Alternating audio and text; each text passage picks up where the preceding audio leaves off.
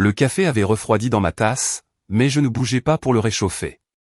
J'étais assis à la table de la cuisine, observant la trotteuse faire le tour de l'horloge murale. Chaque mouvement était précis, mécanique, inévitable, tout comme la conversation que je savais imminente. Ma femme entra dans la cuisine avec cette démarche particulière qu'elle avait adoptée au cours des derniers mois, un mélange de défi et d'anticipation coupable. Ses cheveux étaient coiffés différemment, en ondulations lâches qui tombaient en cascade sur ses épaules. Elle portait la robe bleue que je lui avais achetée pour notre anniversaire de mariage il y a 2 ans.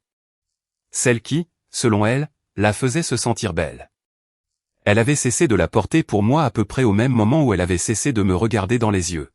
« Il faut qu'on parle », dit-elle, sa voix ayant cette qualité répétée de quelqu'un qui a pratiqué ce moment devant un miroir. Je désignai la chaise en face de moi. « S'il te plaît, assieds-toi. » Elle hésita, déconcertée par mon calme. Dans son scénario de répétition, j'étais probablement censé être inconscient, enfoui dans mon ordinateur portable ou faisant défiler mon téléphone. Au lieu de cela, j'étais assis là, les mains jointes, attendant. Elle tira la chaise et s'assit avec une désinvolture exagérée. J'ai beaucoup pensé à nous ces derniers temps, commença-t-elle, ses doigts jouant avec le bord d'un set de table. À ce dont j'ai besoin, à ce que je veux de la vie. Je hochai lentement la tête, sans rien dire. Le silence la mettait mal à l'aise.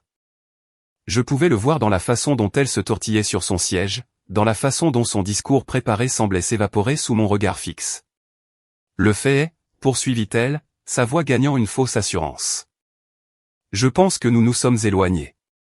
Nous ne sommes plus les mêmes personnes que lorsque nous nous sommes mariés. C'est souvent vrai, dis-je d'un ton égal. Les gens changent. Les mariages évoluent. Elle cligna des yeux, ne s'attendant manifestement pas à un accord. C'est ça. Exactement. Alors, tu comprends? Je comprends que tu es sur le point de me dire quelque chose qui, selon toi, va me blesser, répondis-je. Pourquoi ne le dis-tu pas simplement? Sa mâchoire se serra.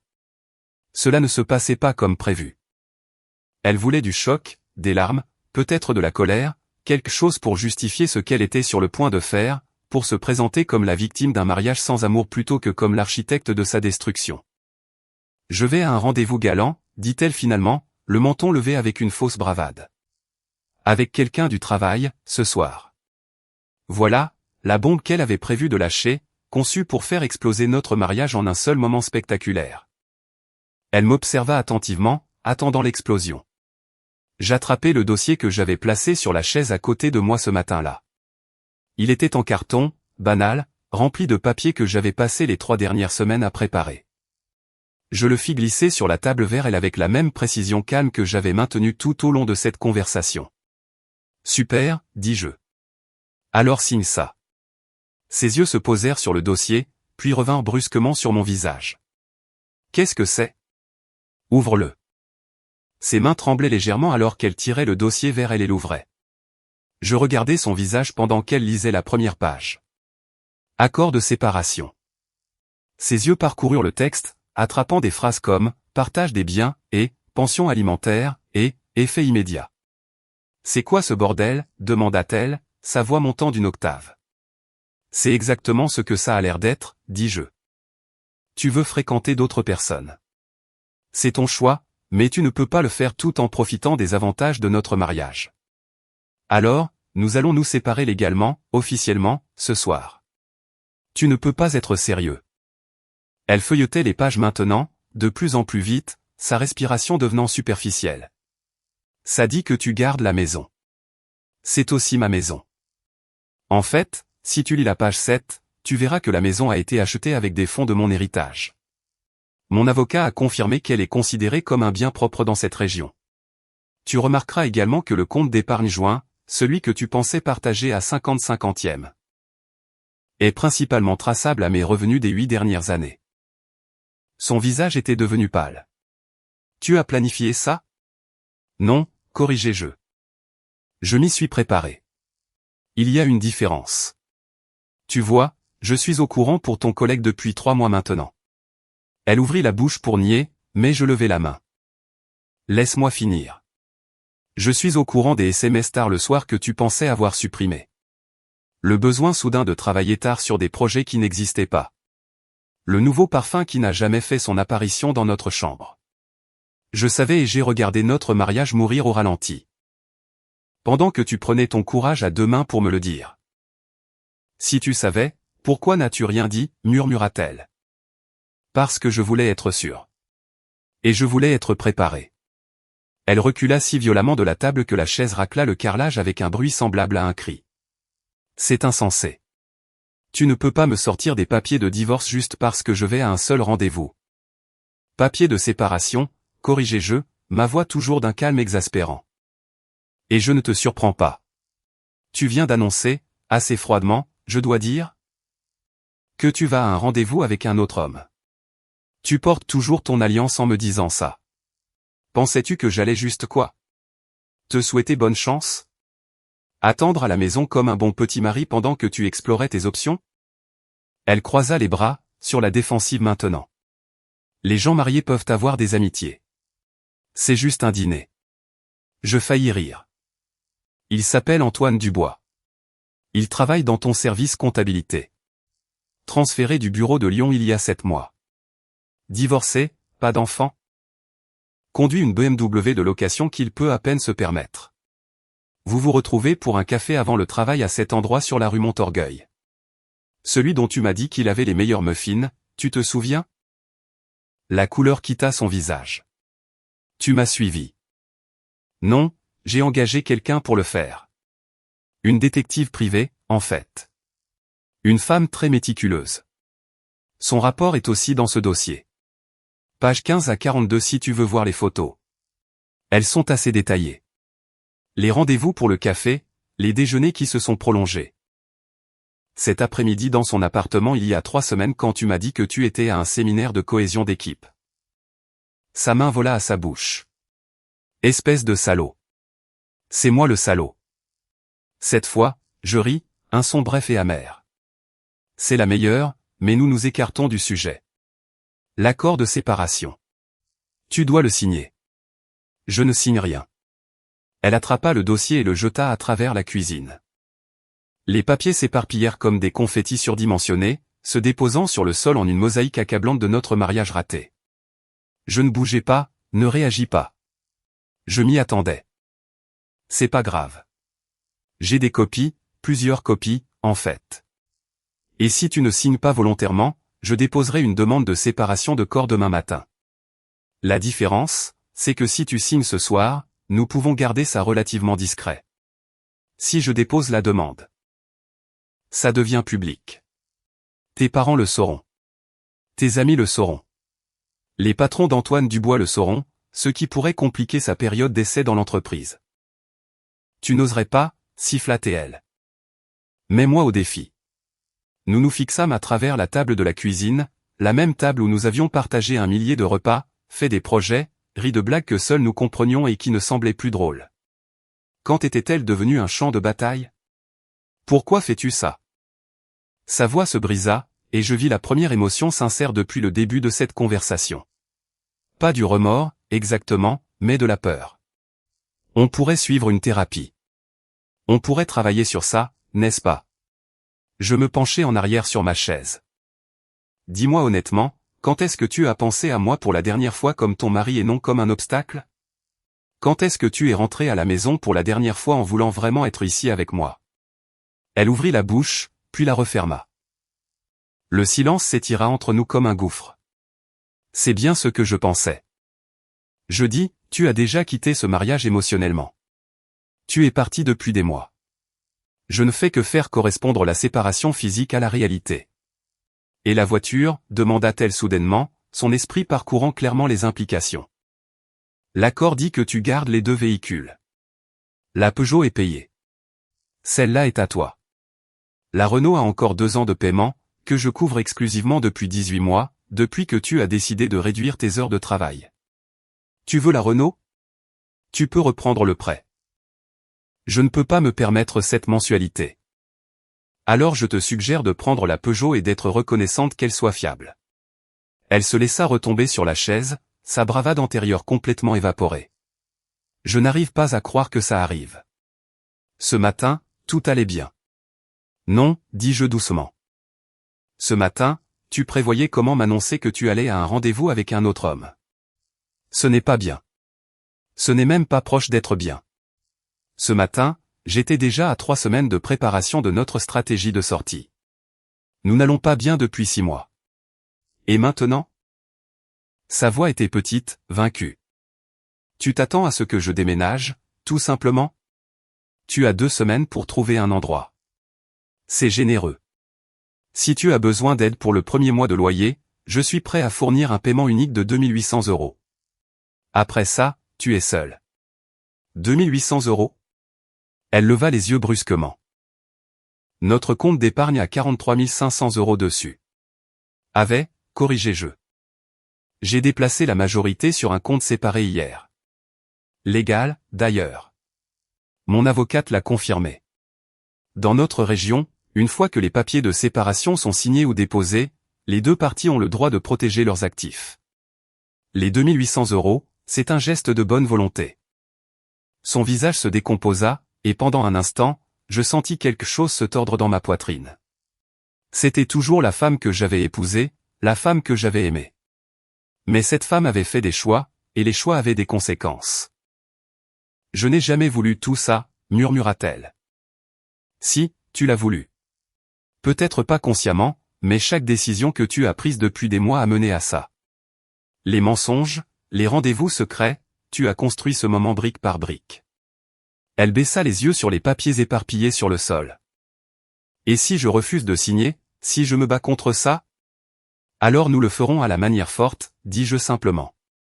Et crois-moi, tu ne veux pas ça. Elle se pencha et commença à ramasser les papiers éparpillés, ses mouvements mécaniques, vaincus. Je la regardais rassembler chaque feuille, les réorganisant avec des mains tremblantes dans le dossier. Quand elle se rassit enfin, le dossier serré contre sa poitrine comme un bouclier, je pus voir des larmes couler sur son visage soigneusement maquillé. « Depuis combien de temps sais-tu » demanda-t-elle, sa voix à peine plus haute qu'un murmure. Vraiment savoir, pas seulement soupçonner. 3 mois et 4 jours, dis-je.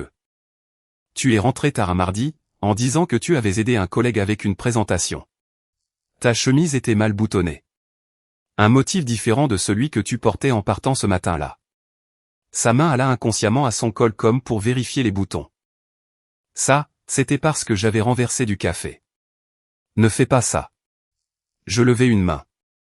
S'il te plaît, ne nous insulte pas tous les deux avec plus de mensonges. J'ai engagé la détective le lendemain. J'ai eu la confirmation en 1 semaine. Elle posa le dossier sur la table, ses doigts traçant le bord. Pourquoi ne m'as-tu pas confronté alors? Parce que j'étais en colère. Furieux, en fait. Et je savais que si je te confrontais dans cet état, je dirais des choses que je ne pourrais pas reprendre, je prendrais des décisions dictées par l'émotion plutôt que par la logique. Je fis une pause, me souvenant de ces premiers jours, de la rage qui m'avait consumé, des nuits où j'étais resté éveillé, à planifier des confrontations qui n'auraient jamais lieu. Alors j'ai attendu. J'ai tout canalisé dans la préparation au lieu de la destruction. C'est si froid, dit-elle. Mais il y avait quelque chose comme de l'admiration mêlée à l'horreur dans sa voix. Peut-être. Ou peut-être que c'est la chose la plus aimante que j'aurais pu faire. De cette façon, nous nous en sortons tous les deux avec quelque chose. Si je t'avais confronté il y a 3 mois, en disant tout ce que je ressentais, nous serions dans une bien pire situation maintenant. Elle ouvrit de nouveau le dossier, lisant plus attentivement cette fois. Je pouvais la voir traiter chaque clause, chaque condition, la réalité de ce que sa vie était sur le point de devenir s'abattant sur elle comme un linceul. Tu gardes la maison, la plupart des économies, les 2 comptes d'investissement et les bijoux de ma grand-mère. Elle leva les yeux, la colère fulgurant. Les bijoux étaient un cadeau pour moi, offert pendant le mariage, ce qui en fait un bien matrimonial. Mais je suis prêt à négocier sur ce point. Il y a une liste à la page 23 des articles que je considère comme sentimentaux par opposition à de valeurs. Tu peux avoir les pièces sentimentales. La parure en diamant, celle qui vaut environ 28 000 €, reste avec moi. Pour la vendre, tu veux dire? Pour la donner à quelqu'un qui la mérite un jour, peut-être? Ou oui, pour la liquider si j'en ai besoin. C'est mon choix. Elle tourna à la page 23, parcourant la liste. Tu as pensé à tout, n'est-ce pas? J'ai essayé. Mon avocate a été très méticuleuse. Avocate, répéta-t-elle amèrement. Bien sûr que tu as une avocate. Est-ce que j'en ai une? Tu devrais absolument en avoir une. En fait, je te le recommande. Il y a une clause dans l'accord qui te donne 48 heures pour que ton propre conseil juridique examine tout avant que ça ne devienne contraignant. Je n'essaie pas de te piéger ou de cacher quoi que ce soit. Je veux que ce soit aussi juste que possible. Juste. Elle claqua le dossier. Tu prends tout. En quoi est-ce juste? Je prends ce que j'ai apporté dans ce mariage ou gagné pendant celui-ci. Je corrigeai. La maison était mon héritage. La majeure partie des économies provenait de mon salaire. Tu peux le vérifier avec les relevés bancaires. Les investissements ont été faits avec les primes de mon travail. Tu obtiens la Peugeot, qui est de toute façon à ton nom, 2800 € en espèces. La moitié des meubles que tu veux et tes effets personnels. De quoi suis-je censé vivre? Mon salaire couvre à peine tes habitudes de shopping, ton abonnement à la salle de sport, tes rendez-vous hebdomadaires au salon de coiffure, terminé-je. Tu as vécu un style de vie subventionné par mes revenus tout en travaillant à temps partiel. Ça se termine maintenant. Tu voulais l'indépendance pour explorer ce que tu veux de la vie. Eh bien, l'indépendance signifie subvenir à ses propres besoins. Elle me regarda comme si j'étais un étranger. Quand es-tu devenu si impitoyable? Quand j'ai dû l'être, dis-je doucement. Quand ma femme a décidé que nos vœux de mariage étaient négociables et a commencé à construire une vie qui ne m'incluait pas, ce n'était pas comme ça, protesta-t-elle. Mais les mots étaient faibles. Alors dis-moi comment c'était. Explique-moi comment des rendez-vous secrets, des messages supprimés et mentir sur tes allées et venues peuvent être autre chose qu'une liaison. Nous n'avons pas couché ensemble. Les mots jaillirent d'elle comme une confession, désespérée et suppliante. Antoine et moi, nous n'avons pas, ce n'était pas encore physique, dis-je. Ce n'était pas physique, pour l'instant. C'est ce que ce soir était censé être, n'est-ce pas? Le début officiel de quelque chose que tu construisais depuis des mois. Le premier vrai rendez-vous en public où tu pouvais prétendre que tu es célibataire et disponible. Elle s'effondra, son visage tombant dans ses mains. Je voulais juste me sentir désiré à nouveau. Voulu. Sais-tu depuis combien de temps tu ne m'as pas vraiment regardé? Je te regardais tous les jours, dis-je, et pour la première fois, ma voix trahit l'émotion. Chaque jour, je te regardais et je me demandais où tu étais passé. La femme que j'ai épousée m'aurait parlé si elle était malheureuse, aurait suggéré une thérapie, se serait battue pour nous. Au lieu de ça, tu as décroché et tu as commencé à auditionner des remplaçants. Ce n'est pas juste. Arrête de me dire ce qui n'est pas juste. Les mots sortirent plus durement que je ne l'avais voulu, et elle tressaillit. Je pris une profonde inspiration, me forçant à retrouver mon calme. Tu n'as pas le droit de te plaindre de l'injustice. Tu n'as pas le droit d'être la victime ici. Tu as fait des choix. Tu as choisi de mentir. Tu as choisi de poursuivre quelqu'un d'autre. Tu as choisi de rentrer à la maison aujourd'hui et de me parler de ton rendez-vous comme si c'était quelque chose de banal que je devrais juste accepter. C'était tes choix. J'étais malheureuse, murmura-t-elle. Moi aussi. J'ai regardé ma femme s'éloigner pendant des mois. J'ai vécu avec une étrangère qui portait le visage de ma femme mais ne me regardait pas de la même façon, ne me touchait pas de la même façon, ne m'aimait pas de la même façon. Tu penses que je n'étais pas malheureux? La différence, c'est que j'ai essayé.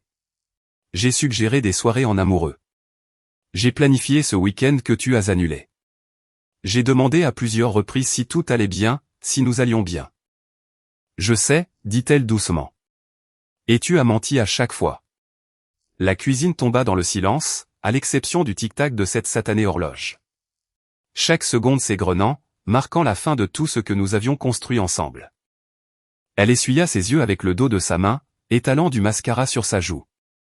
La robe bleue qui avait semblé si soigneusement choisie ressemblait maintenant à un costume pour une pièce qui ne serait jamais jouée. Son téléphone vibra sur la table entre nous. Une fois, 2 fois, 3 fois. Nous savions tous les deux qui c'était.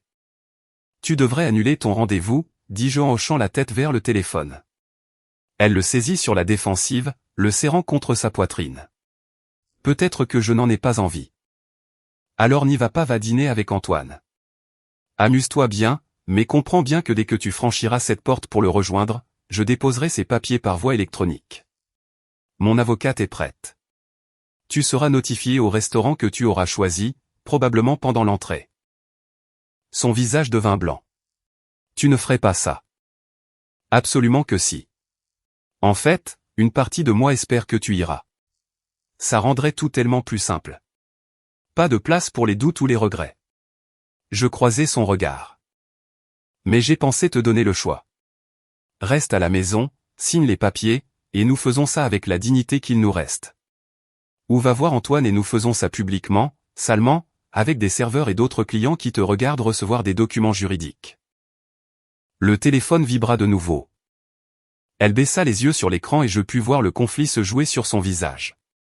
Elle avait passé des mois à préparer ce moment, à fantasmer sur le fait d'entrer dans une nouvelle vie. Et maintenant, la réalité s'écroulait autour d'elle. Il m'attend, dit-elle, mais il n'y avait aucune conviction dans sa voix. J'en suis sûr. Il a probablement choisi un bon restaurant aussi. Un endroit romantique avec des bougies et du vin. Savait-il que tu étais marié? Ou as-tu commodément oublié de mentionner ce détail? Elle rougit. Je lui ai parlé de nous. De la façon dont nous nous sommes éloignés. Je suis sûr que tu as brossé un tableau assez convaincant. L'épouse négligée, le mari distant. Laisse-moi deviner. Je travaille trop. Je ne t'apprécie pas. Je te prends pour acquise. Je secouai la tête. C'est un récit classique. L'épouse bafouée qui trouve enfin quelqu'un qui la voit, qui l'apprécie. C'est très convaincant. Sauf que c'est construit sur des mensonges. Tout n'était pas un mensonge, protesta-t-elle faiblement. Ah non? Quelle partie était vraie? La partie où tu as promis de m'aimer dans la maladie et la santé? La partie où tu as juré de renoncer à tous les autres?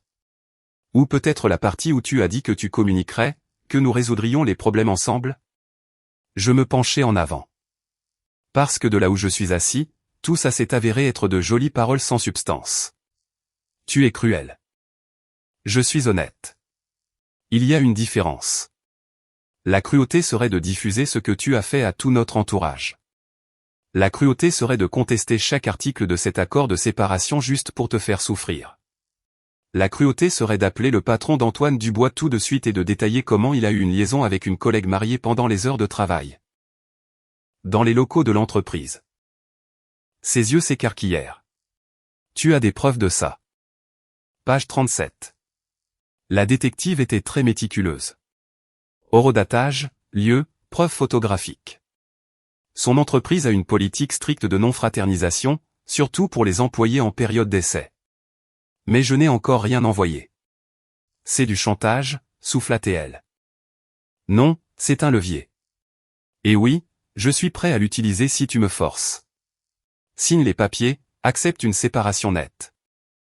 Et la carrière d'Antoine Dubois reste intacte. Rends les choses difficiles. Fais traîner les choses. Essaie de me prendre tout ce que j'ai. Et je m'assurerai que tout le monde sache exactement quel genre d'homme il est. Le genre qui poursuit les femmes mariées. Elle pleurait de nouveau, plus fort cette fois, ses épaules secouées. Je n'ai jamais voulu que ce soit comme ça. Je voulais juste je ne sais pas ce que je voulais. Si, tu le sais, dis-je doucement. Tu voulais de l'excitation, de la romance, les papillons et l'incertitude de quelque chose de nouveau. Tu voulais te sentir à nouveau comme si tu avais 25 ans au lieu de 39. Tu voulais que quelqu'un te voie comme Antoine te voit, comme si tu étais encore une possibilité au lieu d'une certitude. Comment sais-tu tout ça? Parce que je suis marié avec toi depuis 14 ans. Je sais comment tu penses, ce que tu crains, ce que tu désires. Le plus tragique, c'est que si tu m'en avais parlé, vraiment parlé, nous aurions peut-être pu surmonter ça. Les mariages deviennent monotones. L'excitation s'estompe. C'est normal. Mais on ne répare pas ça en trouvant quelqu'un de nouveau. On le répare en choisissant de retomber amoureux de la personne à qui on s'est déjà engagé. Elle me regarda alors, me regarda vraiment, et je vis le moment où elle comprit ce qu'elle avait jeté. Aurais-tu essayé? Vraiment essayé? Je me serais battu comme un diable pour nous, dis-je, et je le pensais. J'aurais fait tout ce qu'il fallait. Thérapie, voyage, changer complètement notre façon d'interagir. Je t'aimais. Passé. Parce que je ne peux pas aimer quelqu'un qui me trahit activement. Mais la personne que tu étais, la femme que j'ai épousée, j'aurais déplacé des montagnes pour elle. Et si, commença-t-elle, puis s'arrêta. Et si quoi? Et si tu signes ces papiers et que nous essayons à nouveau plus tard? Et si tu romps avec Antoine et que nous prétendons que cela n'est jamais arrivé? Je secouai la tête. Ça ne marche pas comme ça. On ne peut pas revenir en arrière. Tu ne peux pas effacer ce que tu as ressenti pour lui ou défaire ce que tu as fait. Et je ne peux pas ne plus savoir ce que je sais ou ne plus ressentir cette trahison. Alors c'est tout. 14 ans, c'est fini. Nos 14 ans étaient finis au moment où tu as décidé qu'un autre homme valait la peine de mentir. Je repoussai le dossier vers elle. Ceci ne fait que le rendre officiel. Son téléphone vibra encore une fois. Elle baissa les yeux et je pus voir l'aperçu du message. Où es-tu? Je suis au restaurant. Il attend, observai-je. Tu devrais lui donner une réponse. Elle fixa le téléphone pendant un long moment, puis le dossier, puis moi. Si je signe ça, est-ce que je dois déménager ce soir? Non. Tu as 2 semaines, comme je l'ai dit. Mais tu dors dans la chambre d'amis à partir de maintenant, et nous menons des vies séparées sous le même toit jusqu'à ce que tu trouves un endroit. Et Antoine? Quoi, Antoine? Tu es sur le point d'être une femme séparée. Ce que tu fais de ta vie personnelle, ce sont tes affaires. Ne l'amène simplement pas dans cette maison. Et ne t'attends pas à ce que je subventionne ta relation avec lui. Elle prit son téléphone et tapa quelque chose rapidement. Je regardai ses mains trembler alors qu'elle appuyait sur envoyer. Puis elle posa le téléphone face contre la table et attrapa le dossier. Tu as un stylo? Demanda-t-elle, sa voix creuse. J'en sortis un de ma poche. Je l'avais sur moi toute la journée, attendant ce moment. Je le fis glisser sur la table. Elle ouvrit le dossier à la page de signature, lisant les mots une dernière fois. C'est vraiment la fin, n'est-ce pas? Oui, dis-je simplement. C'est vraiment la fin. Elle signa son nom sur la ligne, chaque lettre tracée lentement, délibérément, comme si elle espérait qu'en prenant son temps, la réalité pourrait en quelque sorte changer et lui offrir une issue différente. Ce ne fut pas le cas. Quand elle eut terminé, elle posa le stylo et me repoussa le dossier. Voilà, dit-elle. Tu es heureux maintenant? Heureux. Je pris le dossier, vérifiant qu'elle avait signé et paraphé aux bons endroits. Non, je ne suis pas heureux. Je suis soulagé. Il y a une différence. Je sortis mon téléphone et pris des photos de chaque page signée, puis les transférai à mon avocate avec un bref message. Signé. Veuillez déposer demain matin. Sa réponse arriva en quelques secondes. Reçu. Nous traiterons ça dès la première heure. Elle me regarda faire tout cela avec une expression engourdie, comme si elle flottait quelque part au-dessus de la scène, regardant 2 étrangers démanteler une vie. Qu'est-ce qui se passe maintenant? Maintenant. Je fermai le dossier et me levai. Maintenant, je vais mettre ça dans le coffre-fort. Tu vas monter et changer cette robe. Et demain, nous commencerons tous les 2 à comprendre à quoi ressembleront nos vies séparées. Juste comme ça. Juste comme ça. Elle ne bougea pas de sa chaise. J'ai envoyé un texto à Antoine, je lui ai dit que je ne pouvais pas venir ce soir. Que quelque chose était arrivé. Quelque chose est certainement arrivé, dis-je sèchement. Il va poser des questions. Alors dis-lui la vérité. Dis-lui que tu es séparé de ton mari et que tu entames une procédure de divorce. C'est ce que tu voulais, n'est-ce pas? Être libre de poursuivre cette histoire avec lui. Elle secoua lentement la tête. Je ne sais pas ce que je voulais. Je savais juste que je me sentais vivante quand j'étais avec lui. Comme si je comptais. Comme si j'étais plus que la simple femme de quelqu'un qui fait la lessive, planifie les repas et s'assure que les factures sont payées. Tu n'as jamais été juste quoi que ce soit, dis-je. Et malgré tout, je le pensais. Tu as choisi de réduire tes heures de travail. Tu as choisi de prendre en charge une plus grande partie de la gestion du ménage. Je ne t'ai jamais demandé de te diminuer. Si tu étais malheureuse avec cet arrangement, tu aurais dû dire quelque chose. J'ai essayé de te le dire. Non, interrompis-je fermement. Tu as laissé tomber des allusions. Tu as fait des commentaires passifs-agressifs. Tu soupirais de façon théâtrale quand je travaillais tard, mais tu ne m'as jamais assis en me disant « Je suis malheureuse. J'ai besoin que les choses changent. » Tu ne m'as jamais donné une vraie chance de réparer ce qui était cassé. Est-ce que ça aurait changé quelque chose? Sa voix était amère. Aurais-tu vraiment changé ou aurais-tu juste promis de le faire pour ensuite revenir à la situation d'avant?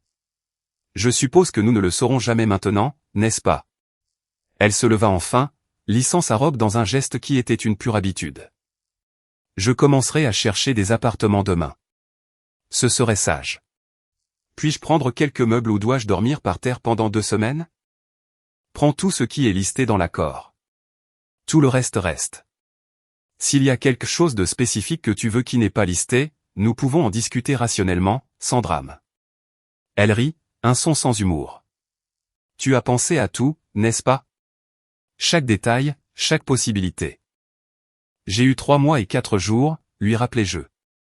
C'est beaucoup de temps pour réfléchir. Elle se dirigea vers les escaliers, puis s'arrêta. Tu me détestes? La question flotta dans l'air entre nous. Je l'examinai attentivement, analysant mes sentiments de la même manière que j'avais analysé chaque clause de cet accord de séparation. Non, dis-je finalement. Je ne te déteste pas. La haine demande de la passion, et je ne ressens plus de passion pour toi. Je me sens fatigué, triste et c'est tout. Quelque chose vacilla sur son visage. De la peine peut-être, ou de la reconnaissance. C'est presque pire que la haine. Probablement, acquiesçai-je. Elle monta lentement les escaliers, chaque marche lourde du poids de tout ce que nous venions de détruire. Je la regardai jusqu'à ce qu'elle disparaisse dans le couloir. Puis je portai le dossier dans mon bureau et l'enfermai dans le coffre-fort. Les photos sur mon téléphone suffiraient à mon avocate pour procéder, mais je voulais que la copie physique soit en sécurité. Mon téléphone vibra. Un texto de mon avocate. Ça va? Je répondis, ça ira. Une autre vibration, cette fois de mon meilleur ami. Toujours partant pour déjeuner demain? Absolument, répondis-je. Je te raconterai tout à ce moment-là. Je traversai la maison, éteignant les lumières, verrouillant les portes, suivant la même routine que j'avais suivie pendant 14 ans. Sauf que ce soir, tout était différent. Ce soir, je dormais dans mon propre lit tandis que ma femme, ma future ex-femme, était dans la chambre d'amis au bout du couloir. Ce soir, la maison semblait à la fois exactement la même et complètement étrangère. Dans la chambre, je me changeai pour mettre un pantalon de survêtement et un t-shirt, puis je m'assis sur le bord du lit. Les photos sur la commode attirèrent mon regard. Notre jour de mariage, des vacances, des fêtes, 14 ans de visages souriants et de moments heureux qui semblaient maintenant être des preuves de la vie de quelqu'un d'autre. Je devrais les enlever, pensai-je. Les rangers. Mais je les laissais pour l'instant. Il y aurait du temps pour ça plus tard. Mon téléphone vibra de nouveau. Contre toute attente, je regardai. C'était d'elle. Je suis désolé. Pour ce que ça vaut, je suis vraiment désolé. Je fixai le message pendant un long moment.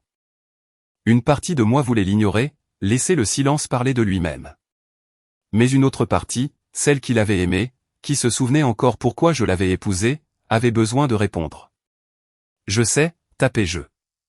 Mais être désolé ne répare pas ça. Rien ne peut réparer ça. 3 petits points apparurent, disparurent, puis réapparurent. Finalement, je sais.